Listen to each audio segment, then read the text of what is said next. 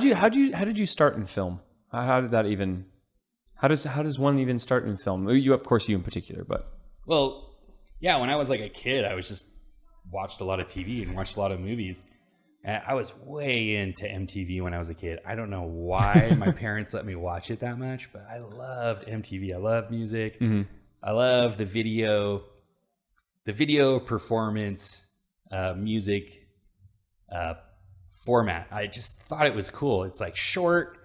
You get to hear a cool song. You get some cool visuals with it, and then it's done.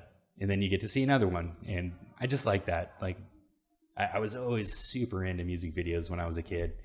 And then, I don't know, like I was way into film for years. I used to watch every movie that came out. And when I watched a movie, I normally wouldn't just watch a movie and veg out. I would always just be watching it to think, okay, well, how could I make this story better? Oh. Like when I watched a movie, it'd always be like, well, what are they trying to tell me here really? Like what's the subcontext? Like, or what's going to happen next? Like, is this scene setting up something that's going to happen in the future in the film? Mm-hmm. And that's just how I always watch movies, is kind of in this like analytical way. Like I wanted to understand the process of filmmaking. Right. I don't know. It's just how I've always watched TV and movies. How were you given the opportunity to actually involve yourself within cinema or cinema and film? Yeah.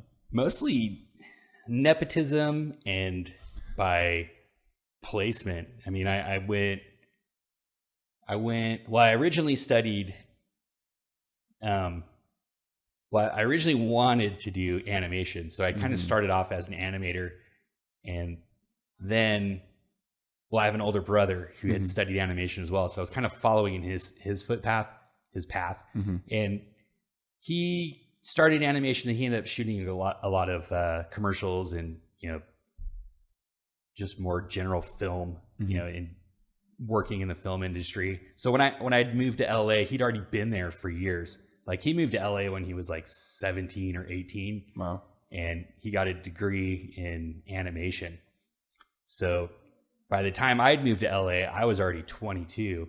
So, and I'd already done all these other things, but I went back there to go to school. So just my proximity to Los Angeles and my older brother being in the film industry,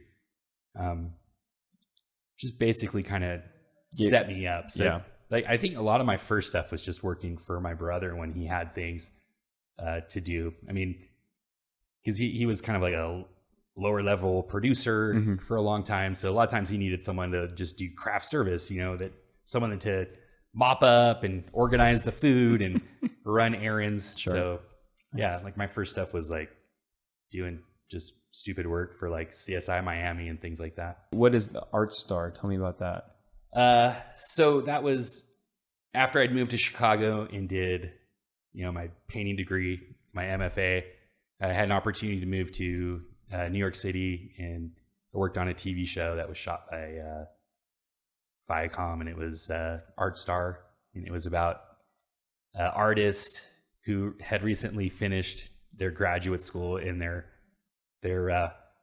integration and uprising in the art world. But we shot it exactly the year that the art world collapsed, so it was kind of funny because it was like literally we were shooting right as these huge galleries were struggling because the economy was falling apart. Right. They should probably retool it to make like some bizarre documentary, but they was it a drama?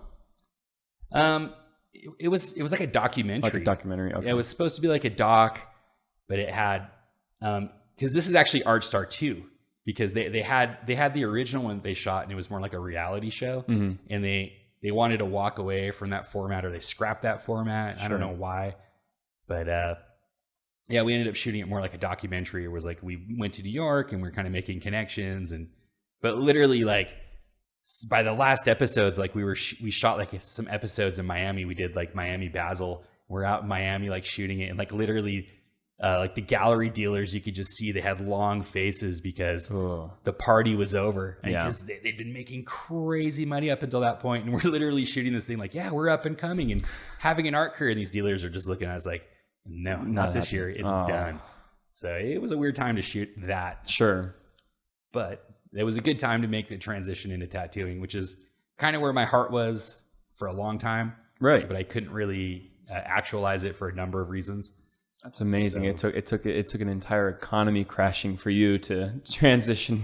Well, it's funny because a lot of tattooers always look at tattooers that went to art school and they think, oh, whatever, like a loser, like you couldn't make it in the art world. So now you've come to tattooing. And that wasn't necessarily what happened to me, but it's absolutely what happened to me. I mean, I could have fought and stayed. I could have easily fought and stayed and made my career there, or I could have gone to film, no problem. I had so many opportunities in film that I just walked away from. For me, ultimately, it was because I always wanted a tattoo. And then partially because I was in Tucson, that was like perfect opportunity to have an excuse to say, I can't do those other things here necessarily. Right. My only real option in Tucson is to become a 28-year-old apprentice and make zero money as an adult with like a child.